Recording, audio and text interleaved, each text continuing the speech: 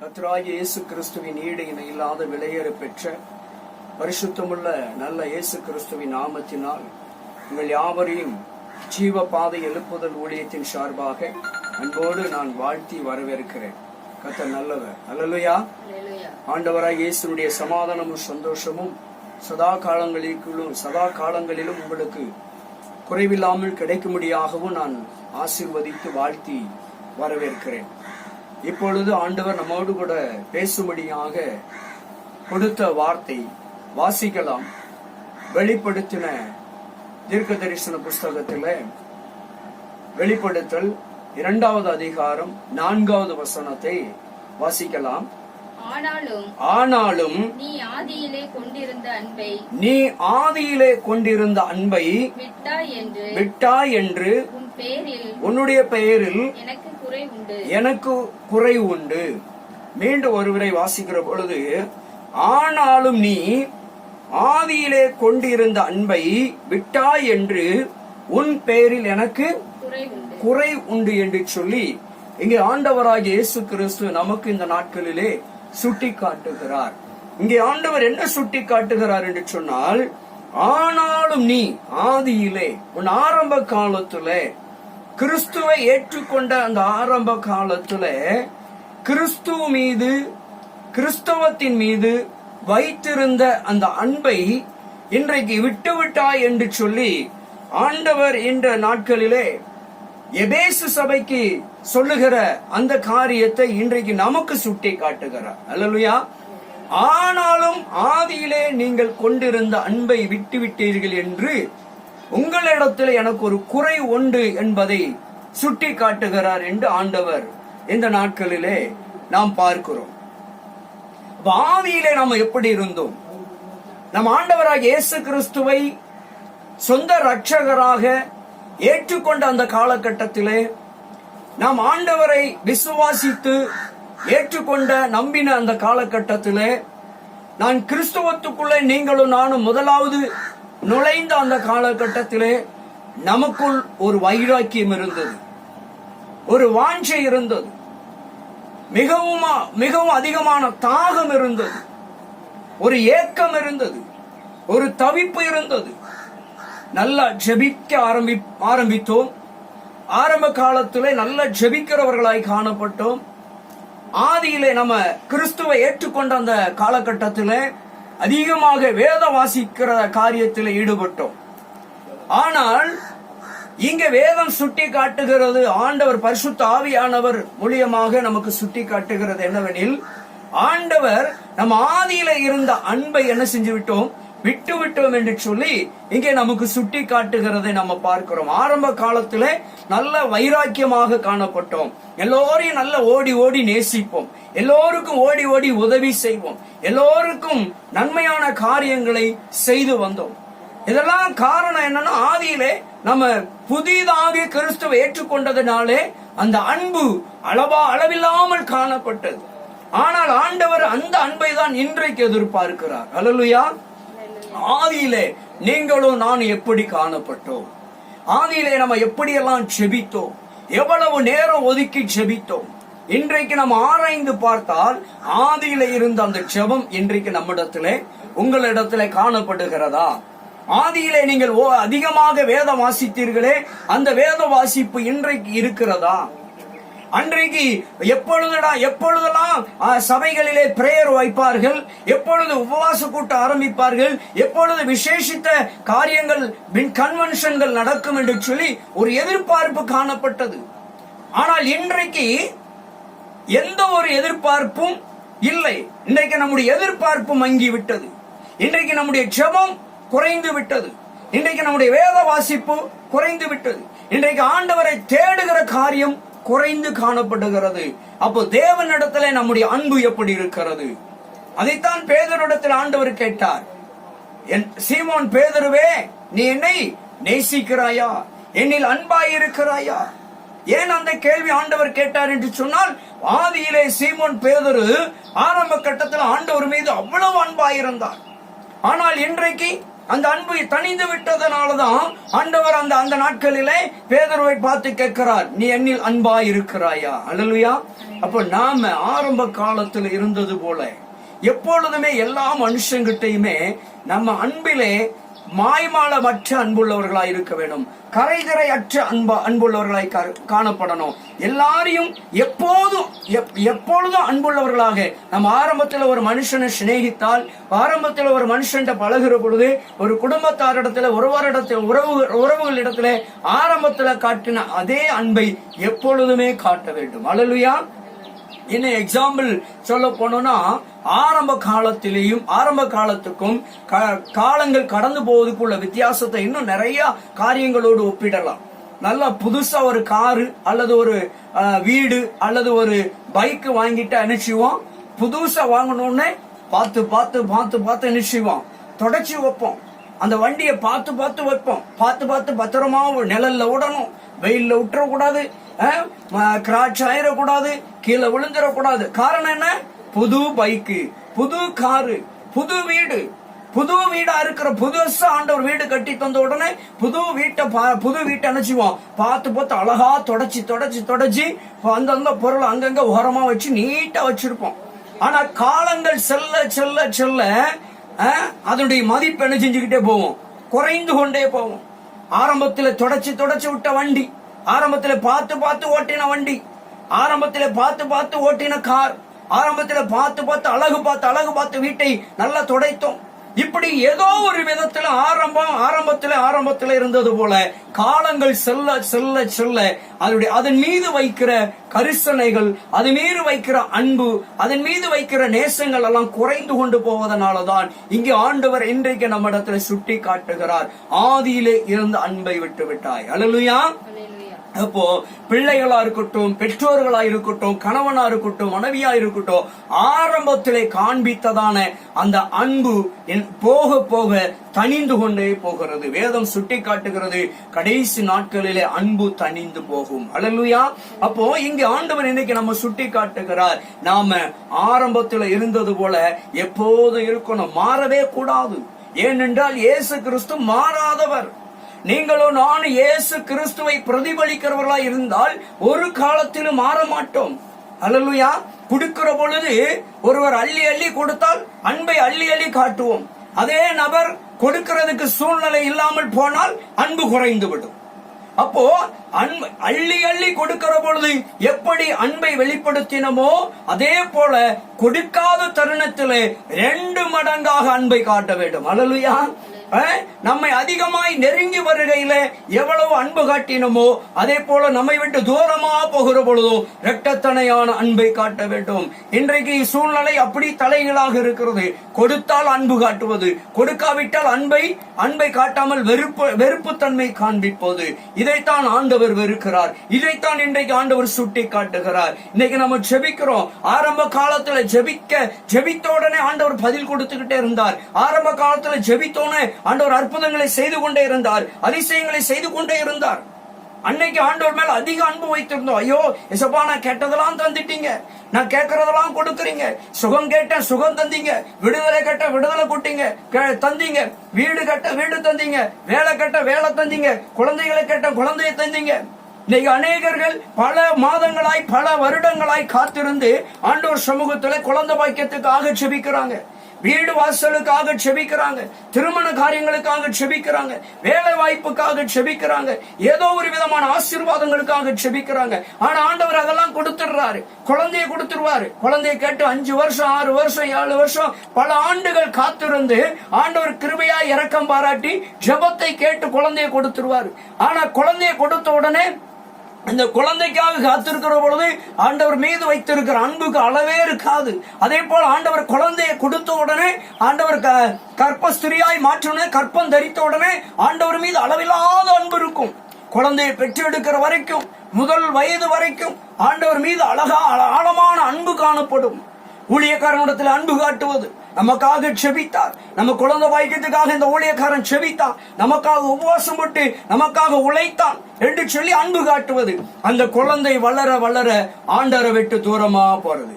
நம்ம போய் கேட்டோம்னா ஏன் கோயிலுக்கு வரல, ஏன் கூட்டத்துக்கு வரல, ஏன் ஜெப கூட்டத்துக்கு வரல, ஏன் ஜெபிக்கல என்று கேட்டா நேரம் இல்லை. அல்லேலூயா.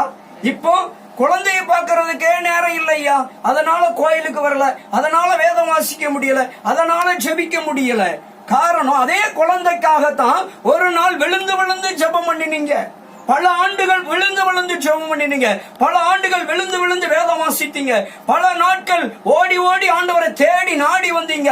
அந்த அன்பு இன்னைக்கு எங்க போச்சு? கர்த்தர் கொடுத்தோன்னு மறந்தாச்சு.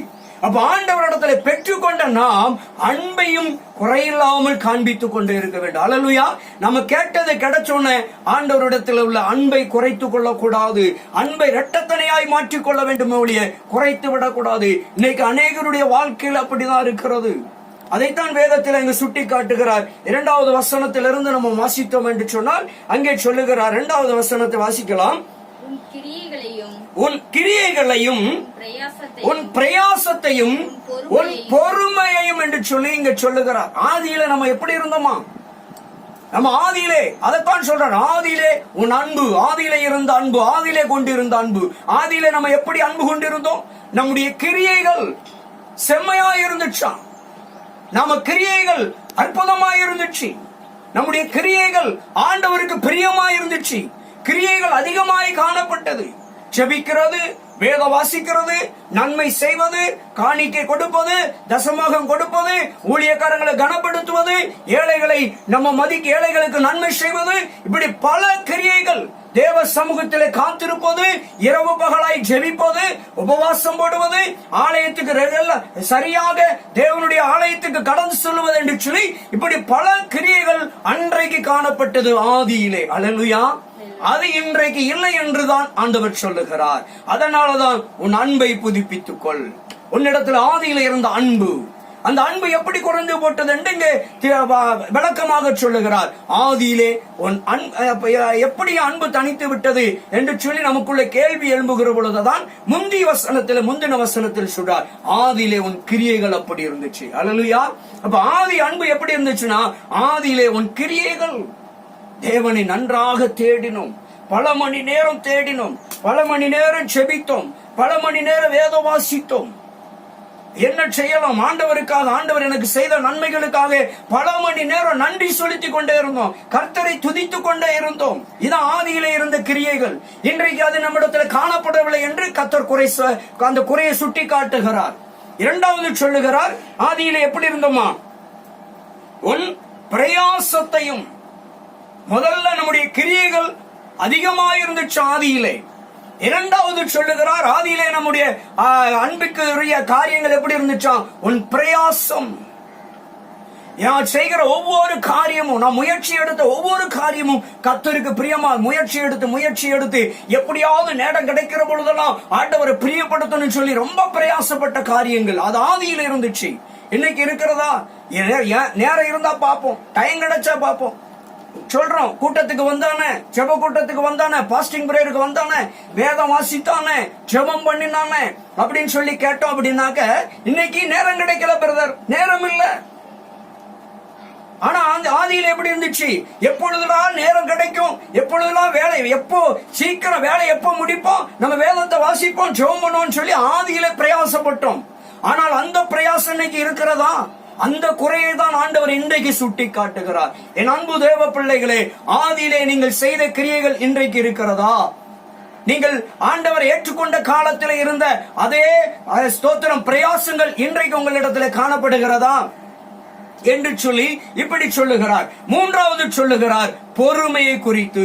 ஆதியிலே நீங்கள் கிறிஸ்துவை ஏற்றுக்கொண்ட காலகட்டத்திலே இயேசுடைய நன்மைகளை பெற்றுக்கொண்ட இயேசுவின் அன்பை ருசித்த காலத்திலே நீங்கள் இருந்த அந்த பொறுமை இன்றைக்கு இருக்கிறதா என்பதை இங்கு சுட்டி காட்டுகிறார். அதைத்தான் சொல்லுகிறார், ஆதியிலே உன் கிரியைகள் நன்றாயிருந்தது. ஆதியிலே அது மாத்திரமல்ல, ஆதியிலே என்ன செய்தாரு? உன் பிரயாசம். ஆதியிலே உன் கிரியைகள் நன்றாயிருந்தது, ஆதியிலே உன் பிரயாசம் நன்றாயிருந்தது, ஆதியிலே நீ ஆரம்ப காலத்திலே, கடந்த காலத்திலே உன் பொறுமை அதிகமாய் காணப்பட்டது. அது இன்னைக்கு இருக்கிறதா? அதைத்தான் சுட்டி காட்டுகிறார். உன்னிடத்தில் ஒரு குறை உண்டு, ஆதியிலே இருந்த காரியங்கள். அல்லேலூயா. ஆரம்ப காலத்திலே, கிறிஸ்துவ ஏற்றுக்கொண்ட காலத்திலே, கிறிஸ்துவ வாழ்க்கையிலே ஈடுபட்ட காலத்திலே, கர்த்தர் அற்புதம் செய்து அதை பெற்றுக்கொண்ட காலத்திலே நீங்கள் அப்படி இருந்தீர்கள் என்று நம்மை பார்த்து சுட்டி காட்டுகிறார். அன்றைக்கு அப்படி இருந்தீங்களே, இன்றைக்கு எப்படி இருக்கிறீர்கள்? இன்றைக்கு அப்படி இல்லையே என்பதை தான் குறைவாக சுட்டி காட்டுகிறார். அன்றைக்கு உன் கிரியைகள் நன்றாயிருந்தது, அன்றைக்கு உன்னுடைய பிரயாசம் நன்றாயிருந்தது, அன்றைக்கு உன்னுடைய பொறுமை அளவில்லாமல் காணப்பட்டது. நன்றாக பொறுமையாய் காத்திருந்து தேவ சமூகத்திலே பொறுமையாய் காத்திருந்தீர்கள். அன்றைக்கு இன்றைக்கு பொறுமை இல்லை, இன்றைக்கு நிதானம் இல்லை, பொறுமை இழந்து விடுகிறோம். இன்றைக்கு அந்த பொறுமை இல்லை என்பதை தான் கர்த்தர் சுட்டி காட்டுகிறார். இன்றைக்கு அந்த பிரயாசங்கள் இல்லை என்பதை தான் கர்த்தர் இன்றைக்கு சுட்டி காட்டுகிறார். இன்றைக்கு அந்த கிரியைகள் இல்லாததனால்தான் இன்றைக்கு சுட்டி காட்டுகிறார், உன்னிடத்தில் ஒரு குறை உண்டு. அல்லேலூயா. நான்காவது ஒரு காரியம் சொல்லுகிறார். என்ன சொல்றாரு? பொல்லாப்பை வெறுக்கிற காரியம். நான்காவது, பொல்லாப்பை வெறுத்தீர்கள். அந்த நாட்களிலே பொல்லாத காரியங்களெல்லாம் வெறுத்து தள்ளினீங்க. பொல்லாதவர்கள் என்று தெரிந்தாலே அவர்களிடத்துல போய் நிக்கிறது கிடையாது, அவங்ககிட்ட போய் ஆலோசனை கேட்கறது கிடையாது, அவங்ககிட்ட போய் நேரத்தை செலவழிக்கிறது கிடையாது. அந்த நாட்களிலே, ஆதி காலத்திலே, ஆதியிலே அந்த நீங்க கிறிஸ்தவர்களாய் வந்து ஆவிக்குரிய ஜீவியத்தில் வளர்ந்த அந்த பிகினிங், அந்த நேரத்திலே நீங்க எப்படி இருந்தீங்கன்னா பொல்லாப்பை எல்லாம் வெறுத்து தள்ளினீங்க. பொல்லாப்புக்கு இடம் கொடுக்க கூடாதுன்னு சொல்லி பொல்லாப்பை அருவருத்தீர்கள். பொல்லாப்பை விடுவதற்கு மிகவும் ஆசைப்பட்டீர்கள். ஆனால் இன்றைக்கு பொல்லாப்பான காரியங்களை என்ன செய்யறோம்? சில நேரங்களில பொல்லாப்பான மனுஷனிடத்துல பொல்லாதவர்களை கூட என்ன செய்யறோம்? சிநேகித்துக் கொள்ளுகிறோம். அதனாலதான் ஆண்டவர் சொல்லுகிறார், உன் ஆதி அன்பை நீ புதுப்பித்துக் கொள். அல்லேலூயா. ஆதியில இருந்த காரியங்களில இன்றைக்கு குறைவு இருக்கிறது. இன்னைக்கு பொல்லாதவர்களோடு தோல் போட்டு கொள்ளுகிறோம். பொல்லாதவர்களிடத்துல போய் சில காரியங்களை நாம ஷேர் பண்ணிக்கிடுறோம். ஆனா அன்னைக்கு அப்படி இல்ல. பொல்லாதவர்கள் என்று தெரிந்தாலே நம்ம வெறுத்து தள்ளினோம், ஒதுக்கி தள்ளினோம், விலகி போனோம். இன்னைக்கு அப்படி இருக்கிறோமா? பொல்லாத காரியங்களை இன்னைக்கு வெறுத்து தள்ளுகிறோமா? வெறுத்து ஒதுக்குறோமா? இதைத்தான் இன்றைக்கு கர்த்தர் நமக்கு சுட்டி காட்டுகிறார். ஆதியிலே நீ எப்படி இருந்தாய்? அல்லேலூயா. ஆதியிலே இருந்த அன்பை, ஆதியில இருந்த காரியங்களை விட்டு விட்டாய் என்று உன்னிடத்தில் எனக்கு ஒரு குறை உண்டு. அடுத்து பாருங்க, ஐந்தாவது ஒரு காரியம். ஆதி காலத்துல நீங்க ஆண்டவரை ஏற்றுக்கொண்ட காலத்துல, ஆவிக்குரிய வாழ்க்கையில வளர்ச்சி அடைந்த காலத்துல நீங்க எப்படி இருந்தீங்கன்னா நன்கு சோதிக்கிறவர்களாய் காணப்பட்டீர்கள். அல்லேலூயா. எப்படிப்பட்டீங்களா? எப்படி இருந்தீங்களா? நான் சரியா இருக்கிறேனா? என்னை சுற்றி இருக்கிற கூட்டம் சரியான கூட்டம் தானா? என் வாழ்க்கை சரியா இருக்கிறதா? என் வாழ்க்கை முறை சரியா இருக்கிறதா? நான் சரியாக நடந்து கொள்ளுகிறேனா? நான் சரியாக பழகுகிறேனா? என் பழக்க வழக்கங்கள் சரியாக இருக்கிறதா? என் நடவடிக்கைகள் சரியா இருக்கிறதா என்று சோதித்து பார்க்கக்கூடியவர்களாய் நீங்கள் காணப்பட்டீர்கள். இன்றைக்கு அந்த சோதனை, இன்றைக்கு கண்டதை காட்சி கொண்டதை கோலம் என்று ஓடிக்கொண்டிருக்கிறோம். இதைத்தான் ஆண்டவர் இன்றைக்கு சுட்டி காட்டுகிறார். அல்லேலூயா. இன்றைக்கு நீ இப்படி இருக்க கூடாது. ஆதியில இருந்தது போல எல்லாத்தையும் சோதித்து பார்த்து, உங்ககிட்ட தேவனுக்கு பிரியமில்லாத காரியங்கள், வழிகள் இருக்கிறதா என்று சோதித்து பார்த்து அந்த நாட்களிலே நீ வாழ்ந்தாய். அந்த நாட்களிலே கிறிஸ்துவுக்குள்ளே நல்ல ஒரு கிறிஸ்தவனாக, நல்ல ஒரு கிறிஸ்தவனாக, தேவ பிள்ளையாக அன்றைக்கு நீ நல்ல வைராக்கியமாய் காணப்பட்டாய். இன்றைக்கு அந்த வைராக்கியம் எங்கே போச்சு? இன்றைக்கு அந்த சோதிக்கிற காரியங்கள் எங்கே போச்சு? அதைத்தான் ஆண்டவர் இன்றைக்கு புதுப்பிக்க சொல்லுகிறார். அல்லேலூயா. ஆறாவது ஒரு காரியம் சொல்றாரு பாருங்க, பொய்யை கண்டறிதல். அல்லேலூயா. அன்றைக்கு நம்ம கிறிஸ்துவை ஏற்றுக்கொண்ட உடனே எது நல்லது, எது கெட்டது, எது உண்மை, எது பொய் என்று ஆராய்ந்து பார்த்தோம். பொய்யை வெறுத்தோம். ஆதியில என்ன செஞ்சோம்? பொய்யை வெறுத்தோம். காரணம், புதிய கிறிஸ்தவத்தில் வந்தோம். நாம முழுமையாக ஆண்டவருக்கு ஒப்பு கொடுக்கப்பட்ட அந்த காலம். இன்னைக்கு பொய்யை என்ன செய்யறோம்? சரளமாக பொய்யை நாடி ஓடுகிறோம், பொய்யை தேடி ஓடுகிறோம். போலியான காரியங்கள், மாயையான காரியங்கள், பொய்யான காரியங்களுக்கு இன்னைக்கு இடம் கொடுக்கிறோம். இன்னைக்கு பொய்யை கண்டறிவதற்கு நேரம் இல்லை. எது உண்மை, எது பொய் என்று கண்டறிவதற்கு இன்னைக்கு நேரம் இல்லை. ஆனால் அன்றைக்கு தேவ சமூகத்தில் காத்திருந்த ஆண்டவரே, இது உண்மையா பொய்யா என்று சொல்லி தேவ சமூகத்தில் காத்திருந்து பொய்யை கண்டறிந்தோம். இன்னைக்கு அதை கண்டறிவதற்கு நேரம் இல்லை, கண்டறிய முடியவில்லை. அதைத்தான் ஆண்டவர் புதுப்பித்துக் கொள்ள விடுகிறார். இதைத்தான் குறை என்று சுட்டி காட்டுகிறார். 7வது ஒரு காரியம் சொல்லுகிறார் பாருங்க, பகுத்தறிவுடன் செயல்படுகிறது. அல்லேலூயா. அப்ப பகுத்தறிவு, எது சரியான உபதேசம், எது சரியில்லாத உபதேசம், யார் சரியான பாதையில வழிநடத்துகிற ஊழியக்காரர், யார் சரியில்லாத பாதையில வழிநடத்துகிறார்கள் என்று பகுத்தறிவு காணப்பட்டது. இவர்களிடத்திலே பரிசுத்த ஆவியினுடைய காரியங்கள் இருக்கிறதா, இவர்களிடம் பேசுறது கர்த்தர் தான் பேசுகிறாரா, பரிசுத்த ஆவியானவர் தான் பேசுகிறாரா, இவர்கள் சொல்லுகிற காரியம் சரியா என்று இவர்கள் சரியான நபர்களா, சரியானவர்களா, உத்தமர்களா, நீதி உள்ளவர்களா, பரிசுத்தவான்களா என்று சொல்லி பகுத்தறியக்கூடிய அந்த ஆற்றலை பெற்றவர்களாய் ஆதியிலே காணப்பட்டோம். இன்னைக்கு பகுத்தறிவை விட்டவர்களாய் காணப்படுகிறோம். யார் வந்தாலும் ஏற்றுக்கொள்ளுகிறோம், யார் என்ன சொன்னாலும் ஏற்றுக்கொள்ளுகிறோம். அந்த நிலையை தான் ஆண்டவர் இன்றைக்கு சுட்டி காட்டுகிறார். அப்படி இருக்கக்கூடாது. அல்லேலூயா. பகுத்தறிய வேண்டும். எது சரியான உபதேசம், எது சரியான வழி, எது சரியான சத்தியம். அப்ப அதை தான் ஆண்டவர் இன்னைக்கு நமக்கு சொல்லுகிறார். நீ பகுத்தறிவு உள்ளவனாய் காணப்படணும். பகுத்தறிய ஆவியை பகுத்தறிய வேண்டும். எந்த ஆவியில இவன் நம்மிடத்தில் பேசிக் கொண்டிருக்கிறான், எந்த ஆவியில இவன் செயல்படுகிறான் என்று சொல்லி ஒவ்வொரு விசுவாசிகளும், ஒவ்வொரு ஊழியக்காரர்களும், கர்த்தரை பற்றி கொள்ளுகிற ஒவ்வொருவரும் கர்த்தரிடத்தில் நன்மைகளை, விடுதலையை, சுகத்தை, அற்புதத்தை பெற வேண்டும் என்று நாடுகிற ஒவ்வொருவரும் எந்த ஆவி என்பதை முதலாவது பகுத்தறிய கூடியவர்களாய் காணப்படணும். ஆனா ஆதியில நம்ம அப்படி பகுத்தறிந்தோம். ஏசப்பா இவங்கிட்ட இருந்தாங்க, ஏசப்பா இந்த ஊழியக்காரர் கூட இருந்து பேசுறாங்க, இது சரியான உபதேசம், இது சரியில்லாத உபதேசம் என்று சொல்லி நாம சுட்டி காட்டக்கூடிய அளவுக்கு பகுத்தறிவு உள்ளவர்களாய் ஆதியிலே காணப்பட்டோம். ஆனால் இன்றைக்கு அந்த பகுத்தறிவு மங்கி போய்விட்டது. அதைத்தான் இன்றைக்கு ஆண்டவர் ஆணித்தரமாக சொல்லுகிறார், உன்னிடத்தில் ஒரு குறை உண்டு, ஆதியிலே இருந்த பகுத்தறிவு இல்லை. அல்லேலூயா. அப்ப ஆண்டவர் பகுத்தறிவையும் இன்றைக்கு புதுப்பிக்கும்படியாய் கர்த்தர் சொல்லுகிறார். அப்ப ஆண்டவர் சொல்லுகிறார், உன் கிரியைகளை புதுப்பித்துக் கொள்ள வேண்டும். இரண்டாவது, உன்னுடைய ஆதியில இருந்த கிரியைகளையும், இரண்டாவது ஆதியில இருந்த பிரயாசத்தையும் புதுப்பித்துக்கொள். மூன்றாவது, ஆதியிலே நீ இருந்து எவ்வளவு பொறுமையா இருந்தையோ அதே பொறுமையை இன்றைக்கும் நீ கையாளும்படியாக உன்னை புதுப்பித்துக்கொள். நான்காவது, நீ என்ன செய்யக்கூடாது, பொய்யை, பொல்லாப்பை வெறுக்க வேண்டும். ஆதியிலே பொல்லாத காரியங்களை வெறுத்து தள்ளினாய், அதே போல இந்த நாட்களிலே நீ பொல்லாத காரியங்களை வெறுத்து தள்ளும்படியாக நீ சரியாகணும் சொல்லி ஆண்டவர் சுட்டி காட்டுகிறார். அல்லேலூயா. ஐந்தாவது காரியம் சொல்றாரு, நன்கு சோதித்து அறிய வேண்டும். ஆதியிலே நன்கு சோதித்தறிந்தவளாய் காணப்பட்ட, ஆதியிலே நன்கு சோதித்து அறிந்தவனாய் காணப்பட்டாய். இன்றைக்கு அப்படிப்பட்டவனாய் காணப்பட வேண்டும் என்பதுதான் ஆண்டவர் இன்றைக்கு நமக்கு சுட்டி காட்டுகிறார். அல்லேலூயா.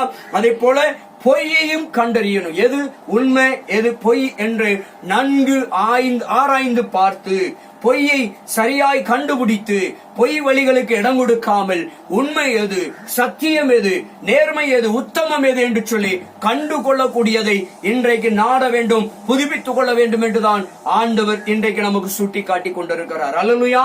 இன்னைக்கு நம்முடைய வாழ்க்கையிலே அற்புதங்கள் நடக்காததுக்கு காரணங்கள், அதிசயங்கள் நடக்காததுக்கு காரணங்கள், நம்முடைய ஜெபத்துக்கு பதில் வராததுக்கு காரணம், இன்னைக்கு அநேகர் பல ஆண்டுகளாக ஜெபித்துக் கொண்டிருக்கிறார்கள். பல காரியங்களுக்காக பல வேளைகள் பதில் இன்றும் வரவில்லை. அநேகருக்கு இன்னும் அற்புதம் நடக்கல, அதிசயம் நடக்காமல் இருக்கிறது, விடுதலை கிடைக்க மாட்டேங்குது. இதுக்கெல்லாம் காரணம் என்னன்னா, ஆதியில இருந்த இந்த காரியங்கள் எல்லாம் இன்றைக்கு புதுப்பித்தால் ஆண்டவர் அற்புதம் செய்கிறவராயிருக்கிறார், அதிசயம் செய்கிறவராயிருக்கிறார். வாழ்க்கையில நன்மைகள் நடக்கும், அதிசயங்கள் நடக்கும், விடுதலை உண்டாகும், கட்டுகள் அவிழ்க்கப்படும், உங்கள் மீது வைக்கப்பட்டிருக்கிற எல்லா பாரமான நுகங்களும் முறிக்கப்படும். இப்ப பாருங்க, அது மாத்திரமல்ல, பகுத்தறிவையும் ஆவியை பகுத்தறியக்கூடியவர்களாய் நீங்கள் காணப்பட்டால் எந்த ஊழியக்காரரை அனுமதிக்கலாம், அனுமதிக்க கூடாது, எந்த உபதேசத்தை ஏற்றுக்கொள்ளலாம், எந்த உபதேசத்தை ஏற்றுக்கொள்ளக்கூடாது என்ற அந்த பகுத்தறிவை இன்றைக்கு நீங்கள் புதுப்பித்துக் கொண்டிருக்கின்ற சொன்னால், பகுத்தறிவின்படி ஆண்டவராய் இயேசு கிறிஸ்து உங்களுக்கு நன்மைக்கு வழிகாட்டுகிறவராய் காணப்பட முடியும். அல்லேலூயா. அதை மாத்திரமல்ல, இன்னும் பாருங்க, இன்னும் ஒரு 3 காரியங்கள் மாத்திரம் நான் சொல்லி நிறைவு செய்கிறேன். அதே போல பொய்யையும் என்ன செய்யறோம், அங்கே 7வது 8வது காரியம், பொய்களை கண்டறிய வேண்டும். பொய்யர்கள் யார், உண்மை உள்ளவர்கள் யார், உத்தமர்கள் யார், பொய்யர்கள் யார், உண்மை உள்ளவர்கள், உண்மையாய் நம்மகிட்ட பழகுறாங்களா, உண்மையாக நம்ம கிட்ட செயல்படுறாங்களா? பணத்துக்காக நமக்கு மாய்மாலம் பண்ணுகிறார்களா? முகஸ்துதி பாடுகிறவர்களை நம்ப கூடாது. முகஸ்துதி பாடுகிறவர்கள் இடத்துல ஆபத்து இருக்கிறது. என்னைக்குமே முகஸ்துதி பாடக்கூடாது. உள்ளதை உள்ளபடி கண்டிக்க வேண்டும். தவறு என்று சொன்னால் தவறை சுட்டி காட்ட வேண்டும். தேவன் இதை சொல்லுகிறார், எதை சொன்னாரோ அதை அப்படியே மறைக்காமல் சொல்ல வேண்டும். தேவன் சொல்லுவதை சொல்லி அப்போ உண்மையை உள்ளதை உள்ளபடி சொல்லுகிறவர்களாய் காணப்படணும். பொய்யை நாம ஆதியிலே உண்மை உள்ளவர்களாய் இருந்தோம். இன்னைக்கு எதை எடுத்தாலும் காரணங்களுக்காய் சூழ்நிலைக்காய் பொய் பேசுகிற காரியங்கள், இந்த பொய்யை இந்த நாட்களிலே களைந்து போட வேண்டும். நாம் புதுப்பித்துக் கொள்ள வேண்டும் என்று கர்த்தர் விரும்புகிறார். அல்லேலூயா. 9வது ஒரு காரியம் சொல்லுகிறார், சகிப்பு தன்மை. ஆதியிலே நம்ம எப்படி இருந்தோம்? எல்லாத்தையும் சகித்துக் கொண்டோம். யார் என்ன சொன்னாலும் சரி, யாரு திட்டினாலும் கேவலமாய் அற்பமாய் பேசினாலும் சரி, கர்த்தர் பார்த்துக் கொள்ளுவார். கர்த்தர் பார்த்துக் கொள்ளுவார். அவர் எனக்காக யுத்தம் பண்ணுவார், அவர் எனக்காக நீதி செய்வார் என்று எல்லாவற்றையும் சகித்துக் கொண்டிருந்தோம். அந்த சகிப்புத்தன்மை இன்றைக்கு காணப்படவில்லை. இன்றைக்கு உடனே அவர்கள் பேசுவதற்கு முன்பாக நமக்கு என்ன செய்து கோபம் அதிகரித்து வந்து விடுகிறது. அதிகமான வார்த்தைகள் வந்து விடுகிற பிரவகித்து வாயிலிருந்து பிரவகிக்கிறோம், பேசி விடுகிறோம். அவர்கள் 2 வார்த்தை பேசினால் நம்ம 4 வார்த்தை விட்டு விடுகிறோம். ஆனால் ஆதியில் அப்படி அல்ல. என்னவனாலும் பேசிட்டு போட்டோம் சொல்லி சகித்துக் கொண்டே இருந்தோம். என்னவனாலும் செய்து கொள்ளட்டும், என்னவனாலும் திட்டட்டும், என்னவனாலும் அற்பமாய் பேசட்டும், என்ன தூசணவனாலும் சொல்லிட்டு போட்டோம், என்னவனாலும் கேவலமாய் சொல்லிட்டு போட்டோம், என்ன தூசணம் பண்ணனால் தூசித்து போனாலும் சரி, அதெல்லாம் பற்றி கவலைப்படாமல் ஆதியிலே சகிப்புத்தன்மைகளாய் இருந்தோம். இன்னைக்கு அந்த சகிப்புத்தன்மை இல்லை. ஒருத்தன் குறை சொல்லிடக்கூடாது, குறை சொன்னாலும் கோபம் வந்துடுது. ஒருத்தன் குற்றப்படுத்திடக்கூடாது, உடனே கோபம் விடுகிறது. அந்த சகிப்புத்தன்மை ஆண்டவர் இன்றைக்கு புதுப்பிக்க வேண்டும் என்று விரும்புகிறார். அல்லேலூயா. அப்ப ஆண்டவரிடத்துல சகிப்புத்தன்மையை இன்றைக்கு நாம் புதுப்பித்துக் கொள்ளக்கூடியவர்களாய் காணப்பட வேண்டும். ஆதியிலே நம்மிடத்தில் இருந்த அதே சகிப்புத்தன்மை இன்றைக்கு நம்மிடத்துல காணப்பட வேண்டும். அல்லேலூயா. அந்த சகிப்புத்தன்மையை நாம் இன்னைக்கு புதுப்பிக்கணும் தான் கர்த்தர் விரும்புகிறார். அல்லேலூயா. நம்ம வாழ்க்கையில அதிசயம் நடக்கணும், அற்புதம் நடக்கணும்னா நம்ம சகிப்புத்தன்மையை கடைபிடிக்கணும். யார் என்ன சொன்னாலும் சரி அப்படியே பொறுமையாக இருந்து, அதான் சகிப்புத்தன்மை பொறுமை இணைந்து இருக்கிறது என்று சொல்லுவார்கள். இந்த 2 இருக்கிறவர்கள பொழுது அதைத்தான் எழுதினார், பொறுமை எழுதியிருக்கிறார். அப்ப பாருங்க, சகிப்புத்தன்மை. அதான் ஆண்டவர் சொன்னார். இன்னும் அதிகமாக சகிப்புத்தன்மைக்கு சொல்ல போனா இயேசு சொன்னார், ஒருவன் உன் வலது கன்னத்திலே ஒருவன் அடித்தால் இடது கன்னத்தையும் திருப்பி காட்டு. இதுதான் சகிப்புத்தன்மைக்கு உதாரணம். ஆண்டவர் சகிப்புத்தன்மைக்கு அழகான உதாரணங்களை கொடுத்தார். அப்ப நாம சகிக்கிறவர்களாய் காணப்படணும். யார் என்ன சொன்னாலும் சரி பொறுமையாய் சகிப்புத்தன்மையோடு காணப்படணும். இன்னும் அதிகபட்சமாக பேசுவார்கள், சூடு இல்ல சொரணை இல்லம்பார்கள். அப்பமும் நம்ம நினைச்சிடக்கூடாது, சகிப்புத்தன்மையோடு தான் காயோ அவன் சொல்லிட்டானங்கிறதுக்கு வேகத்திலே நம்ம எழுந்து விடக்கூடாது. வேகத்தை காட்டிலே விவேகமே முக்கியம். அல்லேலூயா. அதைத்தான் ஆண்டவர் சொல்லுகிறார். ஆதியிலே இருந்த அதே விவேகமான சகிப்புத்தன்மை இன்றைக்கும் வேண்டும். அதை நீங்கள் புதுப்பித்துக் கொள்ளுங்கள். என் அன்பு தேவ பிள்ளைகளே, என் அன்பு தேவ பிள்ளைகளே, நீங்கள் விசுவாசத்தோடு இந்த சகிப்புத்தன்மையை நீங்கள் இன்றைக்கும் புதுப்பித்துக் கொண்டிருக்கின்ற சொன்னால் ஆண்டவர் உங்களுக்கு வாழ்க்கையில பெரிய காரியங்களை செய்கிறவராய் இருக்கிறார். அல்லேலூயா. கடைசியாக ஒரு காரியம் சொல்றாரு. 10வது ஒரு இடத்துல சொல்லுகிற பொழுது, ஒரு மனிதனுடைய இளைப்படையா முயற்சி. அந்த நாட்களில் ஆதியில நம்ம சோர்ந்து போகாம ஜெபம் பண்ணினோம். என்ன பாடு இருந்தாலும், என்ன பாராட்டம் இருந்தாலும், என்ன பிரச்சனை இருந்தாலும், எத்தனை வேலைகள் செய்து வந்தாலும் சரி, எத்தனை வேலைகள் கடந்தாலும் சரி, அன்னைக்கு என்ன பண்ணோம்? சோர்ந்து போகாம ஜெபித்துக் கொண்டே இருந்தோம். சோர்ந்து போகாம என்ன செய்தோம்? உதவி செய்து கொண்டே இருந்தோம். சோர்ந்து போகாமல் நன்மை செய்து கொண்டே இருந்தோம். சோர்ந்து போகாமல் நம்ம வேதம் வாசித்துக் கொண்டே இருந்தோம். சோர்ந்து போகாமல் இரவும் பகலும் தேவ சமூகத்தில் காத்திருந்தோம். இன்னைக்கு அந்த சோர்வுகள் எங்கே? இன்னைக்கு நம்மளை என்ன செய்து உட்கார வைத்து விட்டது. ஆதியில இருந்த அந்த சோர்வற்ற தன்மை, அந்த இளைப்பாறற்ற தன்மையோடு நாம பிரயாசப்பட்டோம். சோர்ந்து போகாமல் பிரயாசப்பட்டு தேவ சமூகத்தில் காத்திருந்தோம். இன்னைக்கு அந்த காத்திருப்பு எங்கே போச்சு? சோர்வு, இளைப்பு. இன்றைக்கு இளைப்புக்கு இடம் கொடுக்கிறோம், சோர்வுக்கு இடம் கொடுத்து விடுகிறோம். அன்றைக்கு என்ன நடந்தாலும் சோர்வுக்கு இடம் கொடுக்கல, இளைப்புக்கு இடம் கொடுக்கல. என்ன இருந்தாலும் பரவாயில்ல, கர்த்தர் என்னை பலப்படுத்துவான்னு சொல்லி, கர்த்தரேன் பலனானவர் என்று சொல்லி, கர்த்தரேன் பலத்தின் மேல் பலன் தருகிறவர் என்று சொல்லி நம்ம அன்றைக்கு உற்சாகத்தோடு, விசுவாசத்தோடு, நம்பிக்கையோடு அறிக்கை செய்து சோர்வுக்கு இளைப்புக்கு இடம் கொடுக்காமல் காத்திருந்தோம். ஆனா இன்னைக்கு அந்த சோர்வுக்கும் இளைப்புக்கும் இடம் கொடுத்துட்டு என்ன வாழ்க்கை, என்ன ஜெபம், என்ன வேலை வாசிப்புன்னு சொல்லி சோர்ந்து இளைப்படைகிறோம். அதைத்தான் ஆண்டவர் இன்றைக்கு புதுப்பிக்க சொல்லுகிறார். ஆதலால் அன்பு தேவ பிள்ளைகளே, ஆதியிலே இருந்த அந்த அன்பை நீங்களும் நானும் புதுப்பித்துக் கொள்ள வேண்டும் என்று சொன்னால், ஆதியிலே நம்ம அன்புக்குள் எது காணப்பட்டது? இதைத்தான் சொல்லுகிறார்.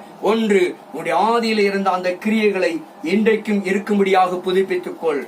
இரண்டாவது, ஆதியிலே நீ பட்ட பிரயாசங்கள் என்ன அப்படின்னா, ஆதியிலே நல்ல ஜெபம் பண்ணின காரியங்கள், வேதம் வாசித்த காரியங்கள், கர்த்தருக்கு பிரியமானபடி நடந்த காரியங்களை எல்லாம் இந்த நாட்களிலே நீங்கள் புதுப்பித்துக் கொள்ள வேண்டும் என்று சொல்லி கர்த்தர் விரும்புகிறார். அல்லேலூயா. மூன்றாவது ஒரு காரியம் சொல்றார், ஆதியிலே எவ்வளவு பொறுமையா இருந்தியோ அதே பொறுமையை இன்றைக்கும் நீங்கள் கடைபிடிக்க வேண்டும் என்று கர்த்தர் விரும்புகிறார். அதைத்தான் இன்றைக்கு புதுப்பித்துக் கொள். பொறுமையை புதுப்பித்துக் கொள்ளுங்கள், உடைய கிரியைகளை புதுப்பித்துக் கொள்ளுங்கள். உடைய ஆதி பிரயாசங்களையும் ஆதி கிரியைகளையும் ஆதி பொறுமையும் இன்றைக்கு நீங்கள் புதுப்பிக்க வேண்டும் என்று கர்த்தர் இன்றைக்கு உங்களுக்கு சுட்டி காட்டிக் கொண்டிருக்கிறார். தேவ பிள்ளைகளே, நீங்கள் இன்றைக்கு அதே போல நாலாவது சொல்லுகிறது போல ஆண்டவர் பொய்யை நீங்கள் வெறுத்து தள்ள வேண்டும், பொல்லாப்பை வெறுத்து தள்ள வேண்டும். பொல்லாப்புக்கு இடம் கொடுக்க கூடாது. இன்றைக்கு பொல்லாப்பான காரியங்களுக்கு நீங்கள் செல்லாதபடிக்கு இடம் கொடுக்காதபடிக்கு உங்களை சரி பண்ணும்படியாக நீங்கள் புதுப்பித்துக் கொள்ள வேண்டும். அதே போல நீங்க எல்லாத்தையும் சோதித்து நலமானதை தெரிந்து கொள்ளும்படியாக சோதித்து ஆராய்ந்து காணப்படுகிறவர்களாய் காணப்பட வேண்டும். எது நல்ல உபதேசம், எது கள்ள உபதேசம் என்று சோதித்து பார்க்க வேண்டும். நன்கு சோதித்து பார்க்க வேண்டும். எது சரியான உபதேசத்தை கொண்டு வருகிற ஊழியக்காரர், யார் சரியான உபதேசத்துல நடத்தாத ஊழியக்காரர் என்று சொல்லி சோதித்து அறிகிறவர்களாய் காணப்பட வேண்டும். அதைத்தான் உன் சோதித்து அறியக்கூடிய அந்த பண்புகளை, அந்த காரியங்களை, அந்த ஞானத்தை இன்றைக்கு நீங்கள் புதுப்பித்துக் கொள்ள வேண்டும் என்று கர்த்தர் விரும்புகிறார். அல்லேலூயா. அடுத்து அதே போல பொய்யை கண்டறிய வேண்டும். யார் உண்மை உள்ளவர்கள், யார் பொய்யானவர்கள் என்பதை கண்டறியக்கூடிய அளவுக்கு இன்றைக்கு நீங்கள் புதுப்பிக்கப்பட வேண்டும். அல்லேலூயா. அதே போல பகுத்தறிவும் உங்களுக்கு காணப்பட வேண்டும். ஆதியில இருந்து அந்த பகுத்தறிவை இன்றைக்கு நீங்க அறிய வேண்டும். எந்த ஆவியிலே ஒருவன் வருகிறான், எந்த ஆவியிலே ஒருத்தர் செயல்படுகிறான், எந்த ஆவியிலே என் வீட்டுக்குள்ள ஒருவன் வருகிறான், எந்த ஆவியிலே ஒருவன் பேசி பழகுகிறான், எந்த ஆவியிலே நமக்கு போதிக்கிறான், எந்த ஆவியிலே நமக்கு ஆலோசனை கொடுக்கிறான் என்று சொல்லி ஆவியை பகுத்தறியக்கூடிய ஆதியிலே இருந்த அந்த தன்மையை இன்றைக்கும் அந்த ஆவியிலே பகுத்தறியக்கூடிய அந்த தன்மைகளை, அந்த வரங்களை இன்றைக்கு நீங்கள் புதுப்பித்துக் கொள்ள வேண்டும் என்று கர்த்தர் உங்களுக்கும் எனக்கு சுட்டி காட்டுகிறார். அதே போல பொய்யை கண்டறிய வேண்டும். கண்டறியக்கூடிய காரியங்களை புதுப்பித்துக் கொள்ளுங்க. அதே போல சகிப்பு மறுபடியும் புதுப்பித்துக் கொள்ளுங்க. அதே போல ஆண்டவர் நீங்க என்ன செய்யுங்க, சோர்வுக்கு இடம் கொடுக்காமல் முயற்சிக்கு நல்ல முயற்சி எடுங்க. சோர்ந்து போகாதங்க, இளைப்படையாதலுக்கு இடம் கொடுக்காம மீண்டும் மீண்டும் மீண்டும் முயற்சி செய்து பிரயாசப்படுகிற காரியங்களுக்கு இன்றைக்கு முக்கியத்துவம் கொடுத்து அதை புதுப்பித்துக் கொண்டிருக்கின்ற சொன்னால், ஆண்டவர் சொன்ன அந்த வார்த்தையின்படி ஆதியிலே கொண்டிருந்த அன்பை நீங்க இன்றைக்கு புதுப்பிக்கப்பட்டவர்களாய் காண முடியும். அல்லேலூயா. அப்ப இப்படிப்பட்ட காரியங்களாலே நீங்கள் ஆதியிலே கொண்டிருந்த இப்படிப்பட்ட காரியங்களை புதுப்பித்துக் கொண்டால், ஆதி அன்பிலே நீங்கள் இருக்கிற பொழுது எவ்வளவு நன்மைகளை பெற்றீர்களோ, எவ்வளவு ஆசீர்வாதங்களை பெற்றீர்களோ, எவ்வளவு சுகத்தை ஆரோக்கியத்தை பெற்றீர்களோ, அதே போல இன்றைக்கு அளவில்லாதபடிக்கு இரத்தத்தனையாய் நாளத்தனையாய் கர்த்தர் கொடுப்பதற்கு ஆயத்தமாகவே இருக்கிறார். அல்லேலூயா. அந்த தேவன், என் அன்பு தேவ பிள்ளைகளை, இன்றைக்கு நமக்கு சுட்டி காட்டுகிற காரியம் ஆதி அன்பை புதுப்பித்துக் கொள்ள வேண்டும். அல்லேலூயா. ஆதியிலே கொண்டிருந்த அன்பிலே எனக்கு குறை உண்டு என்று கர்த்தர் சுட்டி காட்டின இந்த காரியங்களிலே, ஆதியிலே கொண்டிருந்த அன்பிலே என்னென்ன குறையெல்லாம் நமக்கு சுட்டி காட்டினார். அப்படிதானே? கிரியைகள், பொறுமை, ஸ்தோத்திரம், பிரயாசங்கள், சோர்ந்து போகாத தன்மை, பொய்யை வெறுக்கிற காரியங்கள், பொல்லாப்பை வெறுக்கிற காரியங்கள், அதே போல சகிப்பு தன்மை, அப்போ அதிகமாக செபிக்கிற காரியங்கள், வேத வாசிக்கிற காரியங்கள், தேவனை அதிகமாய் சார்ந்து இருக்கிற காரியங்கள் எல்லாம் நாம இந்த நாட்களிலே புதுப்பித்துக் கொண்டால் சாக்கு போக்கு சொல்லக்கூடாது.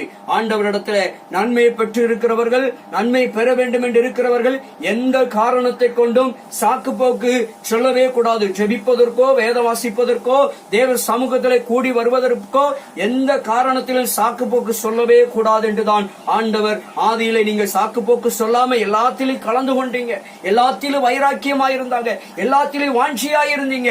அதே வைராக்கிய வாஞ்சை அதை சாக்குப்போக்கற்ற தன்மைகள் எல்லாம் இன்றைக்கு நீங்கள் கடைபிடித்து நீங்கள் இன்றைக்கு உங்களுடைய வாழ்க்கையை புதுப்பித்துக் கொண்டிருக்கும் சொன்னால், உங்க கிறிஸ்தவ வாழ்க்கையை, உங்களுடைய ஜெப வாழ்க்கையை, நீங்கள் உங்களுடைய ஆவிக்குரிய ஜீவிய வாழ்க்கையை நீங்கள் புதுப்பித்துக் கொண்டிருக்கும் சொன்னால், உங்களுடைய பரிசுத்த ஜீவியத்தை, உங்களுடைய உத்தமமான ஜீவியத்தை, நீதியுள்ள ஜீவியத்தை, நேர்மையான ஜீவியத்தை, அன்பு நிறைந்த ஜீவியத்தை நீங்கள் இன்றைக்கு புதுப்பிக்க வேண்டும் என்று உங்களுக்கும் எனக்கும் ஆண்டவர் இன்றைக்கு கட்டளை இடுகிறார். அல்லேலூயா. அப்ப இன்றைக்கு நம்ம புதுப்பித்தோம் என்று சொன்னால், ஆண்டவர் நிச்சயமாக வாழ்க்கையில அற்புதம் செய்வார். ஆண்டவர் அதிசயங்களை செய்வார். புதுப்பித்த உடனே வாழ்க்கையில ஒரு திருப்பு முனை ஏற்படும். நம்ம இன்னைக்கு அநேகர் ஆண்டவர் இதைத்தான் புதுப்பிக்க சொல்லுகிறார். ஆதியில யாரு தப்பு செஞ்சாலும், யாரு துரோகம் செஞ்சாலும் உடனே மன்னிச்சோம். இன்னைக்கு நமக்கு மன்னிக்க முடியல. இப்படி ஆதி அன்பை குறித்து நிறைய பேசிக்கொண்டே போகலாம், அளவே கிடையாது. அவ்வளவு பட்டியல் பைபிள்ல இருக்கிறது, அவ்வளவு காரியங்கள் வேதத்தில் ஆண்டவர் நமக்கு சுட்டி காட்டுகிறார். அப்போ ஆண்டவர் ஆதி அன்பை குறித்து இன்றைக்கு நமக்கு புதுப்பிக்க விரும்புகிறார். அன்பு தேவ பிள்ளைகளே, இனி தினந்தோறும் ஆதியிலே செய்தது போல ஆதியிலே தேவன் மீது வைத்திருந்த அந்த வைராக்கியம், அந்த வாஞ்சைகளை இந்த நாட்களிலே புதுப்பித்து இன்னும் அதிகமாக செபிக்க ஆரம்பிங்க. அதிகமாக வேதம் வாசிக்க இடம் கொடுங்க, நேரத்தை ஒதுக்குங்க. சாக்கு போக்கு சொல்லாது, நேரத்தை வீணடிக்க கூடாது. கர்த்தருடைய சமூகத்திலே காத்திருந்து பாருங்க. ஆண்டவர் உங்க வாழ்க்கையில சுகம் கொடுப்பார், ஆரோக்கியம் கொடுப்பார், சௌக்கியம் கொடுப்பார், விடுதலை கொடுப்பார், கட்டுகளை அறுத்து போடுவார். பிள்ளி சுனியம், மாந்திரிகம், செய்வனை, ஏவலின் கிரியைகள் எல்லாம் அழித்து அதிலிருந்து உங்களுக்கு நல்ல வாழ்க்கையை கொடுப்பார். முடங்கி கிடத்தீங்கன்னா முடங்கி கிடக்கிற வாழ்க்கையை கர்த்தர் எழும்பி உங்களை நடமாட வைப்பார். உங்களுடைய முடக்கத்தை எல்லாம் முறியடித்து போடுவார். உங்களுடைய செயலற்ற தன்மைகளை எல்லாம் கர்த்தர் முறியடித்து போடுவார். செயல்படாத உறுப்புகள் செயல்படும். கர்த்தர் பெரிய காரியங்களை செய்வார். திருமண தடைகள் எல்லாம் கர்த்தர் நீக்கி போட்டு ஏற்ற காலத்தில் அற்புதமாக அதிசயமாக கர்த்தர் நல்ல ஒரு திருமணத்தை நடத்தி தருவார். நல்ல வரனை கொண்டு வரார். விரும்பினதை காட்டிலும் ஒரு நல்ல மனவாட்டி, விரும்புவதை காட்டிலும் ஆண்டவர் ஒரு நல்ல மனவாளனை, நல்ல குடும்பத்தை கர்த்தர் கொடுத்து ஆசீர்வதிக்கிறவர். ஏற்ற காலத்திலே கர்த்தர் மருத்துவர்கள் கைவிட்டாலும், மருந்து கைவிட்டாலும் ஆண்டவர் கைவிடாமல் நல்ல ஏற்ற வேளையில குழந்தை பாக்கியத்தை கொடுத்து ஆசீர்வதிப்பார். எல்லா செயல்படாத உறுப்புகளையும் கர்த்தர் செயல்பட வைக்கிறவர். வீடு வாசல் இல்லாதவர்களுக்கு ஏற்ற நேரத்தில் இடம் வாங்கி வீடு கட்டலாம் கர்த்தர் வாய்க்க செய்வார். உங்ககிட்ட ஒண்ணுமே இல்லாம இருக்கலாம், ஆனா ஆண்டவர் எல்லாம் அவருடையது என்று வேதம் சொல்லுகிறது. வெள்ளியும் பொண்ணும் அவருடையது. அவருடைய பொக்கிஷ சாலையை திறந்து கொடுத்து ஏற்ற நேரத்தில் வீடை கட்டி தருகிறவராயிருக்கிறார். ஆதி காரியங்களை புதுப்பித்தால் மாத்திரமே. ஹல்லேலூயா. ஆதியில் உள்ள காரியங்களை நீங்க புதுப்பிச்சீங்கன்னா இப்படிப்பட்ட அற்புதங்கள் எல்லாம் நடக்கும். எத்தனை லட்சம் இருந்தாலும் சரி, எத்தனை கோடி கடன் இருந்தாலும் சரி, கடனில் இருந்து கர்த்தர் ஆண்டவர் விடுதலை தருவார். அல்லேலூயா.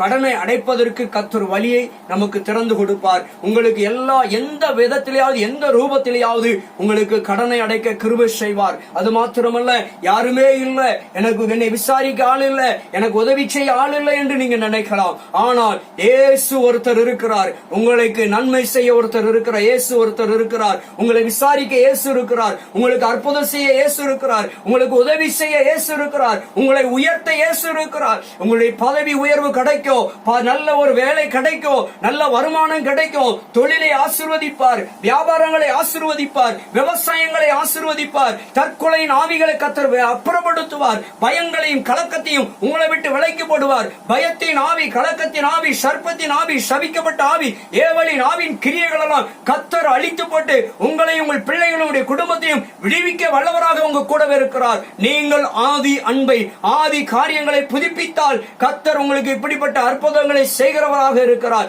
எப்பேற்பட்ட மனுஷனா இருந்தாலும் சரி, எந்த மதத்தை சார்ந்தவர்களாலும் சரி, இயேசுவை தேடி வருகிற பொழுது அவர் அதிசயங்களை செய்வார், அவர் அற்புதங்களை செய்வார். நல்ல கல்வி காரியங்களை ஆசீர்வதித்து மேன்மையான கல்வியை கொடுப்பார். விரும்புகிற காரியங்கள், ஆசைப்படுகிற காரியங்கள் எல்லாம் அவர் நிறைவேற்றி கொடுப்பார். குறைவுகளை நிறைவாக்குகிற கர்த்தர்.